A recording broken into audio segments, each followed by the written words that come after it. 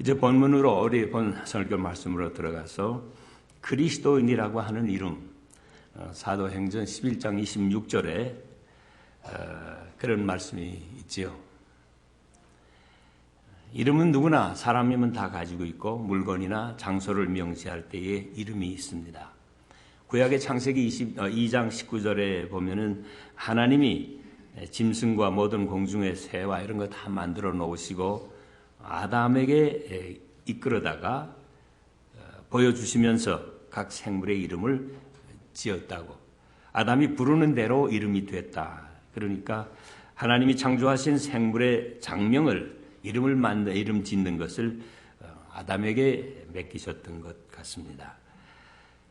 우리가 구약 히브리어를 공부하면서 우리가 구약을 볼 때에 그 이름에는 한 단어로 된 이름도 있고 복합적인 의미를 가지는 것도 있습니다. 신텍스죠. 그러니까 다분히 전통적인 그런 이제 우리가 이름이라고 생각하는데, 그래서 친족 관계라든지 혈연 관계, 종교적인 의미 이런 것들을 거기에다가 이름에다가 많이 이렇게 포함시켰습니다. 여러분이 아부라고 하는 말, 아브라함이라고 하는 아부라고 하는 말은 히브리 말로 아버지를 얘기합니다. 아흐는 형제를 의미하고, 벤이라는 말 여러분들이 많이 들으시죠? 베냐밀이라든지 벤그리온이라든지 영화 가운데 벤허라는 벤은 다 아들을 의미합니다. 여러분들이 짐작으로 벤자 붙으면 저건 누구네 아들. 그러니까 벤야민은 야민의 아들이다. 그런 뜻이죠. 여자는 마트라고 그러죠. 마트. 딸이라는 말입니다. 그래서 바시바라고 그러냐. 바시바라고 하는 시바라고 하는 딸이다. 그런 얘기. 또 셈 어족 가운데서도 보면 하나님에 대해서 엘이라고 하는 이름을 붙여요. 엘로힘이라든지 엘샤다이라고 이런 말이다. 엘 하나님과 관련된 이름이고. 근데 이스라엘 사람들 보니까 출생했을 때, 아기를 낳았을 때에 이스라엘 사람은 여자 어머니가 이름을 짓는다고 그래요. 우리 한국은 아버지나 할아버지가 지어주죠. 저도 할아버지로서 손자 이름을 제가 다 지었습니다. 신약에 보면은 남자 어린애가 출생할 때에는 8일 만에 가서 할례를 받고 그때 이름을 지어줬다. 그런 말도 있고요. 여러분, 이름에 대해서는 참 재미있는 얘기들이 많이 있잖아요. 신앙의 확신이라든지 또 혹은 신체상의 특징이라든지 얼굴이 붉었다고 해서 에서라 그랬다. 그런 말도 있잖아요.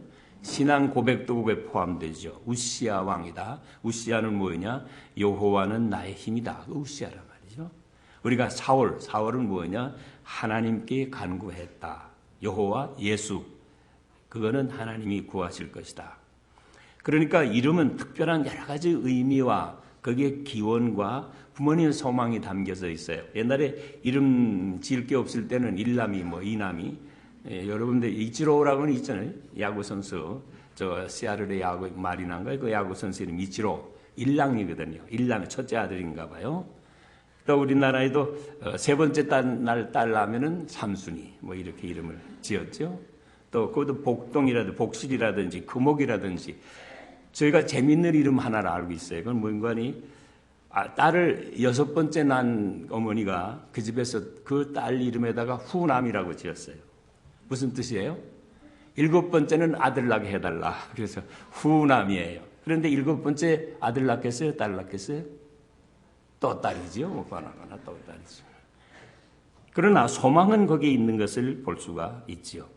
오늘 본문에는 기독교 역사 가운데에서 처음으로 성경에 나타난 대로 그리스도인이라고 하는 이름을 얻었다라고 이런 기록이 있죠.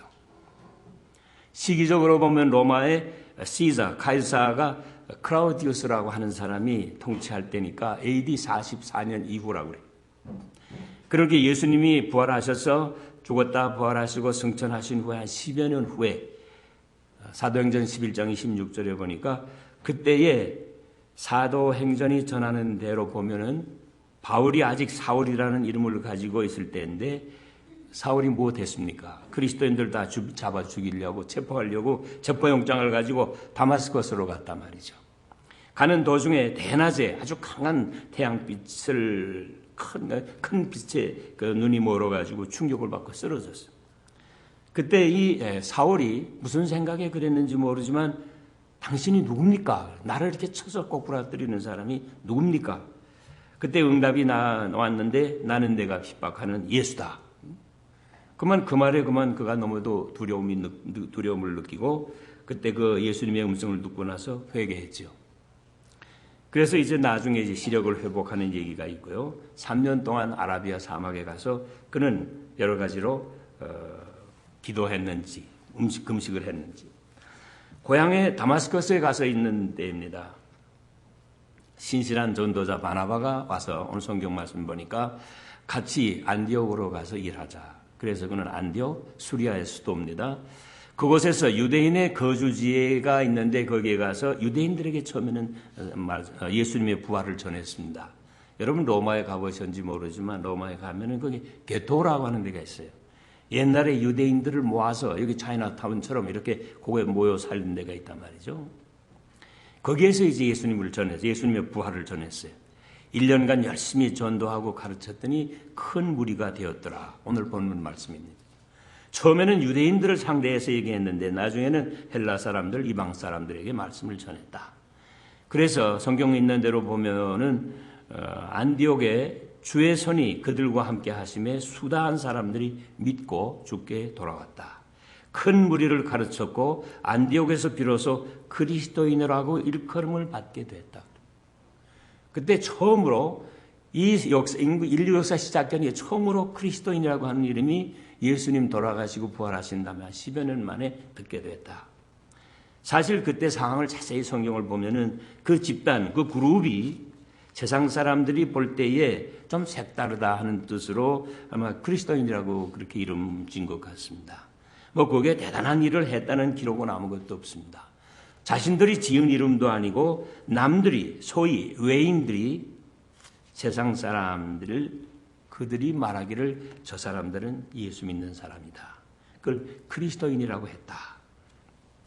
그리스도인이라고 하는 이름은 사전으로 찾아보면은 기름 부음 받은 자라든지 메시아를 따르는 자라 그런 의미가 있습니다.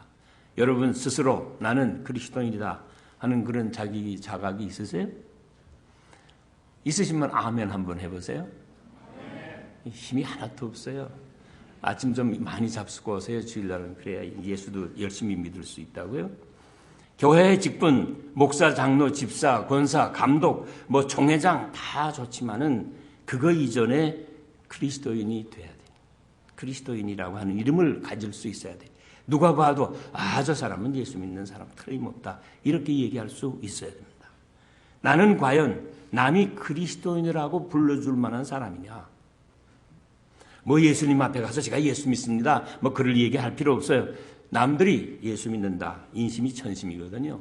사람들이 저 사람은 예수 믿는 사람이다. 그렇게 말할 수 있어야 돼. 그리스도인 취급을 받을 때에 나는 그런 이름을 받을 만한 사람이라고 하는 요즘에 유식한 말로 아이덴티티죠. 자기 자신에 대한 아이덴티티란 말이죠. 자기 동일시 혹은 또 자기 자의식이라고 하는 것. 우리 믿는 사람들은 하나님 앞에서나 세상 사람들 앞에서 나는 그리스도인입니다 하는 그런 자각을 가지고 살아야 돼요.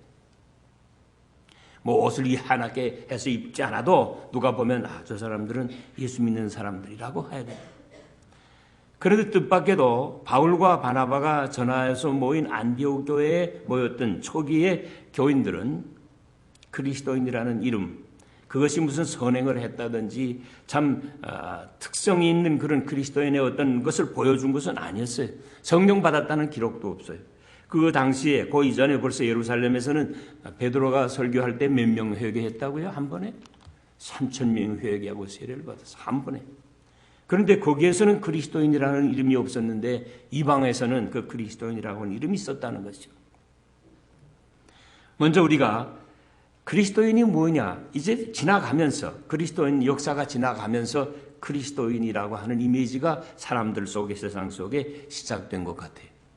고린도 후서 있는 2장에 있는 말씀 보니까 바울은 고린도 교회에서 쓴 편지에서 항상 그리스도께서 이기게 하시고 우리로 말미암아 각 처에서 그리스도를 아는 냄새를 나타내시는 하나님께 감사한다.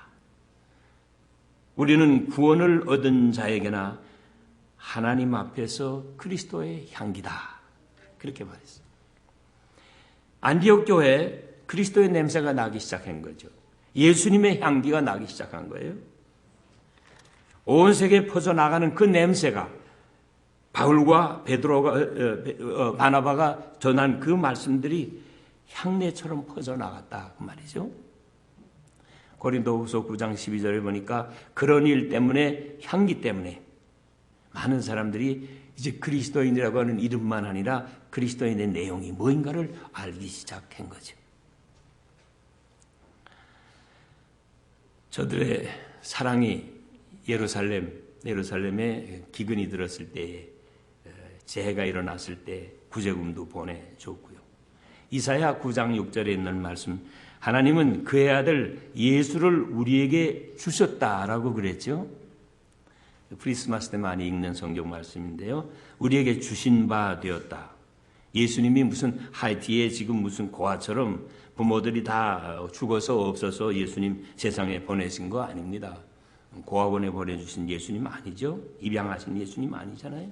예수님은 하나님의 사랑하는 독생자 외아들이고, 그러기 때문에 이 세상에 보내주셨는데 우리의 죄를 대속하시기 위해서 엄청난 일을 하나님이 하신 거죠. 우리에게서 받아가신 것이 아니고 우리에게 주셨다. 이 말씀은 그리스도인의 그 어떤 단면을, 어떤 특성을 보여주는 것이라고 생각합니다. 제가 여러분들 17마리 낙타에 대한 얘기 들어보셨습니까? 알고 계시는 분은 가만 계시고요. 제가 얘기할 때 모르시는 분은 이 무슨 계산 한번, 여러분들 다 젊은 분들이니까 머리가 빨리, 저보다 한 100배는 빨리 돌아갈 테니까. 유대 나라에 어떤 부자가 살았습니다. 그 부자가 아들이 셋이 있었습니다.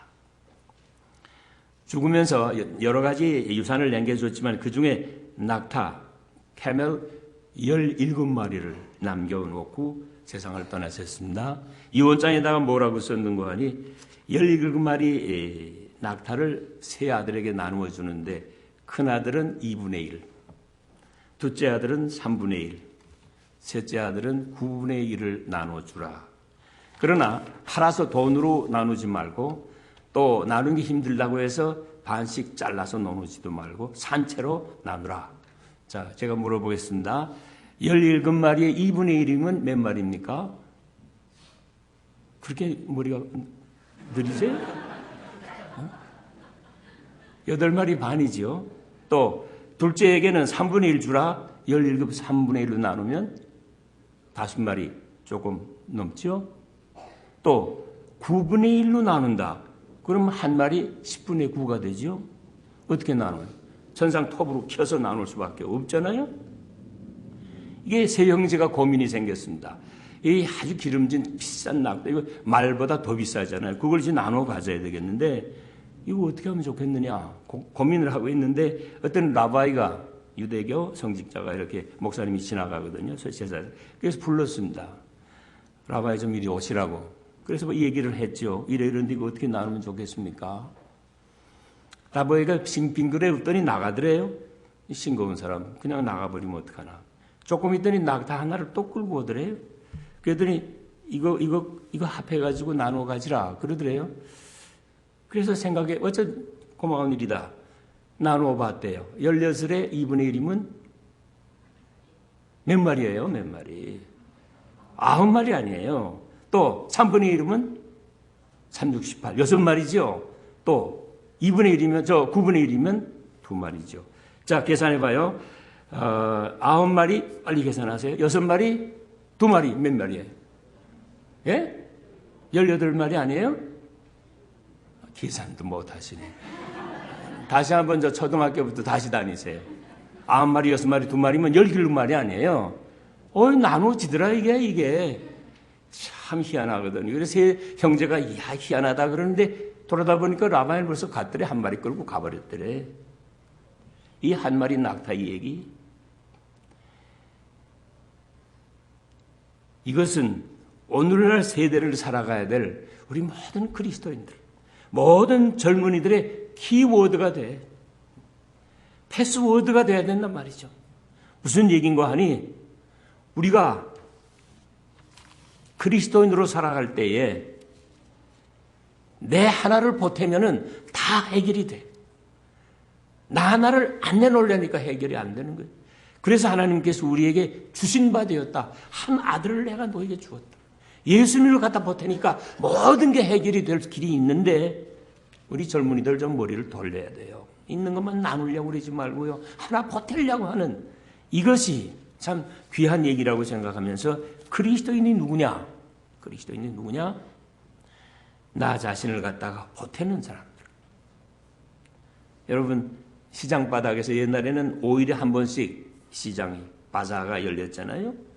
그날은 뭐 어른 아예 할 거 없이 다 시장 구경 가고 뭐 사러 가고 또 물물 교환하기 위해서 뭐 계란도 한 꾸러미 가지고 가고 그러잖아요. 그런데 거기서 약 장사 한 사람이 있었습니다. 약을 펴놓고 팝니다. 무슨 약인 거 아니? 머리에 털 나는 약, 알모제 그거 파는 거예요. 야, 여기 좋은 약이 있다고 막 광고를 합니다. 그런데 아무도 약 들이다 보고 사는 사람이 없어요. 왜 그랬을까요? 누가 아시는 분? 약장사가 대머리거든요. 그래서 대머리가 파는 머리털 나는 약을 누가 사겠어요? 여러분 예수 믿는 것도 똑같아요. 그리스도에는 향기가 있어요. 사복음 가운데요. 네 복음서에 마태, 마가, 누가 사복음 속에 다 들어있는 얘기 가운데 하나가 뭐인 거 아니? 어떤 청년 율법사라고도 그러고 교법 뭐인가 뭐라고 그러지? 서기관이라고도 하고 이런 사람이 있는데 예수님께 찾아와서 여러 계명이 있는데 예수님 그중에서 제일 가는 계명이 뭐입니까? 이렇게 물었거든요. 예수님께서 친절하게 대답하셨습니다. 마가복음 12장에 보니까 주 곧 우리 하나님은 유일한 주님이시다. 내 마음을 다하고 목숨을 다하고 뜻을 다하여 주 너의 하나님을 사랑하라 하신 것이요. 둘째는 뭡니까 여러분? 둘째는 이게 앉아 듣기만 하시네. 좀 입 좀 여세요. 그렇게 입이 무거워서 어디에다 쓰겠어요. 두 번째는 내 하나님을 내 몸과 같이 사랑하라. 하나님 사랑하고 이웃 사랑하는 것, 내 형제 사랑하는 것, 그것이 뭐라고 그랬어요? 마태복음 22장에 보니까 이것이 이 계명이 온 율법과 선지자의 강령이니라. 강령이 뭐입니까? 영어로 General Principle이고 Essential Point고 그리고 에이스 산말이라고 해요. 모든 많은 계명이 있어요. 많은 계명이 10가지 계명 외에도 여러 가지 이렇게 하라 하지 말라는 게 많이 있는데 그 모든 것이 한마디로 얘기하면 하나님 사랑이요 이웃 사랑이다. 율법 계명 우리가 다 믿고 사는 사람들이고 또 지켜야 됩니다. 그런데 우리 그리스도인들이 이런 것을 잘 지켜서 행하는 사람이 많이 있습니까? 그 예수님도 그런 답답하니까 그랬었나 봐. 너희들 10개 주어봐야 하나도 제대로 못하니까 2개만 해라. 그렇게 말씀하신 거 아닌가. 우리가 그렇게 살지도 않고 믿지도 않고 그렇게 살지 않는다는 건 안 믿는다는 얘기입니다. 그렇게 안 믿는 사람 보고 누가 교회에 나가겠어요? 그런데 고린도서에 보니까 고린도에서는 그리스도를 아는 냄새라고 그랬잖아요. 그리스도 알아는 냄새, 향기란 말이죠. 퍼퓸. 그리스도에는 누가 말하지 않아도 그 향내를 풍기는 사람들이 돼야 돼요. 제가 섬기던 교회에 영광교회인데요. 그 영광교회 창문 밖에 여름이 되면은 자스민이 피어요. 참, 어떤 때는 설교보다도 더 그것이 은혜스럽다는 말이 있더라니까요. 제가 참 설교하고 나서 김이 푹 빠졌어요. 실컷 설교했는데요. 목사님 오늘 설교 말씀보다요. 창문에서 나오는 그 냄새가 그렇게 좋아서 은혜 받았습니다. 이러더라고요. 이야, 이거 아무 내가 큰일 났구나. 그런 생각을 했어요. 여러분, 향내는 그렇게 좋은 거 아니에요? 기분이 상쾌해지고, 야, 참 좋다. 자스민 냄새 말이죠. 또 한 가지 우리가 그리스도인이라고 생각했을 때에 우리가 항상 주님 앞에서 그런 고백을 하잖아요. 주님이 나를 품 안에 품어주셨다고 날개 아래 품듯이 우리를 품어주셨다고 그게 마태복음 23장 37절에 있어요. 암탉이 그 새끼를 날개 아래 모음같이 내가 내 자녀들을 모으려고 한 적이 몇 번이었더냐. 그런 말이 있잖아요. 내가 너희를 품어주고 싶고 너희를 보호해주고 그래서 애쓴 일이 몇 번이냐. 시편 17편에도 나를 눈동자같이 지키시고 나의 그 주의 날개 아래 나를 감추사. 그런 말이 있습니다. 여러분들이 하나님 앞에서 고맙게 감사하게 생각하는 것은 참 어려운 때 이렇게 품어주시는 하나님. 우리 사투리로 보듬어 준다 그래요. 하나님 보듬어 줘. 암탉이 병아리 날개 밑에 이렇게 감추듯이. 여러분 그거 보셨는지 우리 어렸을 때는요. 이 솔개라고 그래 매라는 게 있잖아요. 이게 막 날아다니기 시작하면요. 어미닭이 언제 알고서 병아리를 쫙 품어버려. 그러니까 이러고 앉아있다고요. 그냥 내려면 채가지고 가니까. 여러분 줄타기라는 말을 들어보셨어요? 줄타기.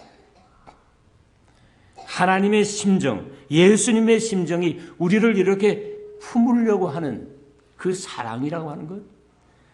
줄타기라고 하는 말이 있는데 이게 무슨 소린고 하니요. 암탉이 달걀을 품고 앉아있잖아요. 그것도 해보니까 참 희한하더라고요. 둥지를 만들어 쏘고 거기다 낳은 알들을 이렇게 해서 딱이 봄철에 하면 제가 올라가 딱 품고 앉아있어요. 계란이 되는데 며칠 걸리는지 아세요? 계란이 병아리 되는데. 근데 우리 아는 분 한번 대답해보세요. 아무것도 모르시네. 큰일 났네. 농담이고요. 이게 꼭 속주 20일이 되면 이 계란이요. 품고 따뜻하게 품고 앉아있으면 병아리가 돼서 나온다고요. 그런데 그게 나오는 것이 그 어미닭이 먹지도 않고 그래서 잠깐 나가서 용변만 보고 또 와서 앉아있고 이래요. 어미닭이 막 살이 빠지더라고. 살이 푹 빠져. 그러면서 이러고 앉아있어. 21일 동안 이러고 앉아있어. 그거 어디서 배웠는지 대학에서 무슨 과정을 밟았는지 모르지만 여하튼 그러고 앉아있어요. 그런데 그러고 20일이 지나면은 병아리가 나온다고요.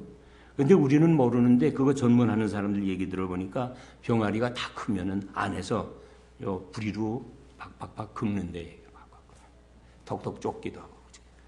어미는 벌써 20일이 되면은 이제 내일 모레쯤이면 나온다는 거 알고 듣고 있는 거죠. 그래서 어미가 탁 깨준대. 그걸 탁 깨주면 나오는 거예요. 만약에 다 안 큰 거 탁 깨주면 죽는 거 아니에요? 그걸 탁 알고. 줄탁 동기라고 하는 말이 그런 말이 있어요. 긁는 소리를 줄이라고 그러고 탁이라는 거는 딱따구리가 이렇게 나무에서 딱딱딱 하는 식으로 쪼아준다는 의미. 자유의 섭리지요. 자연의 섭리. 하나님의 놀라운 신비스러운 섭리 가운데 모성애입니다. 아까도 말씀드린 대로 닭이 어디 학교 가서 무슨 어디 가서 의학 공부를 했어요. 그렇게 해서 저는 이 달걀을 이렇게 어미가 품고 알을 이렇게 계란 병아리들이 나오는 거를 보면서 참 희한하다. 두 가지 뜻을 생각해 봤어요. 하나는 주님이 우리를 이렇게 품어주셨는데 우리는 자라지도 않고 껍데기 까고 나오지도 않고 뭐하고 있었느냐 말이에요. 30년, 50년 뭐했냐 말이에요. 그런데 그 어미닭이 또 희한한 거 있어요. 요거 품고 가만 앉아있는 것뿐만 아닙니다. 때때로 발 가지고 막 계란을 굴리는 거예요. 다글다글 굴고 와갈 하고 또 이러고 있다고. 참 왜 그런지 아시죠?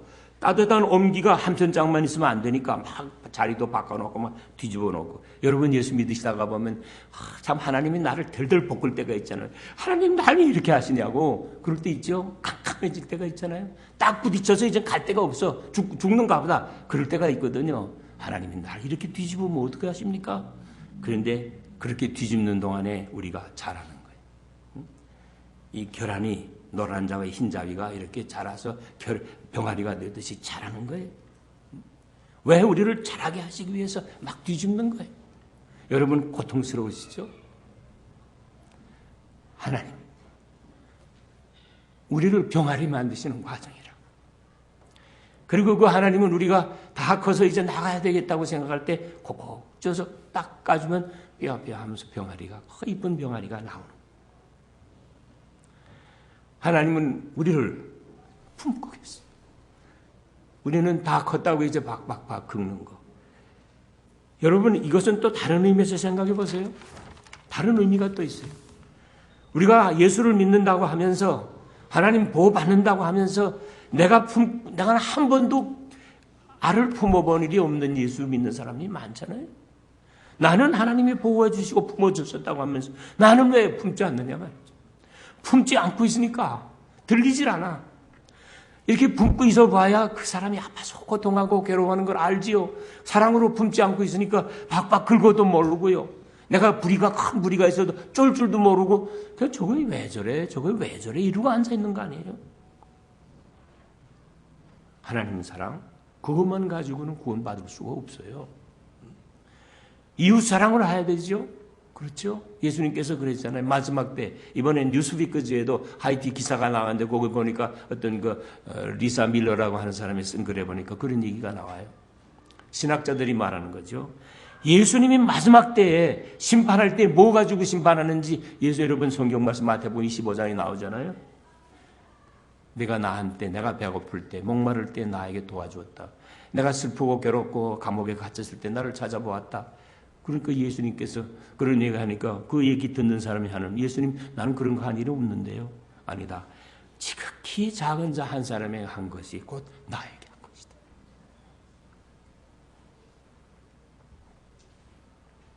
우리 그리스도인이라고 인정받으려면 뭐부터 해야 될지 여러분들 한번 생각해 보세요. 뭐부터 하면 될 것 같아요? 감싸 안고 그들이 팍팍 긁는 소리를 듣고 괴로워하는 소리를 듣고 가서 내가 딱 깨주면은 광명한 천지로 그들이 새로 태어나서 나올 수 있는 그런 축복이 우리에게 있는데 그 축복을 다 버리고 살았어요. 다니엘서 12장 보니까 많은 사람은 옳은 대로 돌아오게 한 자는 영원토록 별과 같이 비친다. 제가 이 시간 여러분들에게 부탁합니다. 여러분들도 다 이렇게 참 품고 사랑하는 예수님의 사랑을 실천해서 옳은 길로 인도해 주어서 스타 교인들이 좀 되어보세요. 여러분 저 연예계에 있는 탤런트만 스타가 있습니까? 우리 교회 안에도 스타 교인들이, 스타 집사님들이 있어야 됩니다. 그거 없이 그냥 끌려다니는 가물가물하는 그런 별처럼 되지 마시고 세상을 향해서 세상이 나를 향해서 뭐라고 하는지, 과연 나를 향해서 향내라고 생각하는지, 우리는 이 생에서 빛과 소금이 되고 그리스도의 향기가 되고 참 줄탁을 가려낼 줄 아는 그런 희망을 주는 교인들이 돼야 되잖아요. 제가 서울에 있을 때 한 번은 동대문 시장에 손님이 오신다고 그래서 방석이 있잖아요. 방석 파는 집에 가서 방석을 고르는데 저희 집사람하고 같이 갔어요. 그래서 제가 여기 두리번 하고 있으니까 방석 파는 분이 저를 자세히 자꾸 쳐다봐. 저 사람이 나를 아나. 목사는 자기가 모르는 사람, 나 아는 사람이 많거든요. 이거 조심해야 되겠다. 또 오늘 목사 잘못하면 큰일 나겠다. 그래서 이제 눈을 가리고 이거 물음을 하는데 이렇게 보더니 혹시 목사님 아니세요? 이러더라고.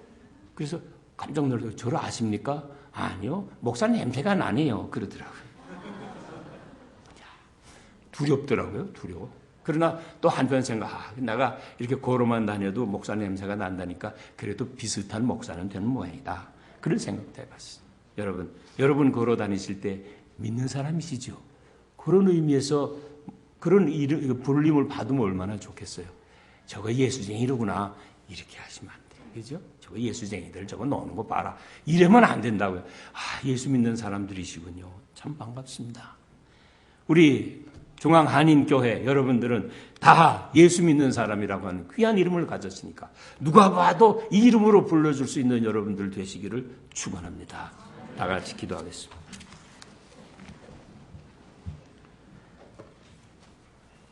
사랑이 많으신 주님, 이 늙은 종이 와서 두서없는 말씀으로 그리스도인에 대해서 좀 생각해 보았습니다. 주님 간절히 바랍니다. 몸된 교회가 주님의 뜻을 이 땅 위에 전하고 또 아름다운 향기를 품으며 많은 사람들을 사랑으로 품는 귀한 교회가 되게 해주시고 그래서 소망을 다시 일깨우는 귀한 주의 자녀들이 되게 해 주시옵소서. 아버지 하나님, 앞으로 이 교회에서 이루어지는 모든 일이 하나님께 영광되게 하시고 또 우리 모든 사람에게는 다시 없는 큰 축복이 되게 도와주시기를 바랍니다. 모든 말씀 예수님의 이름으로 간절히 기도드렸사옵나이다. 아멘.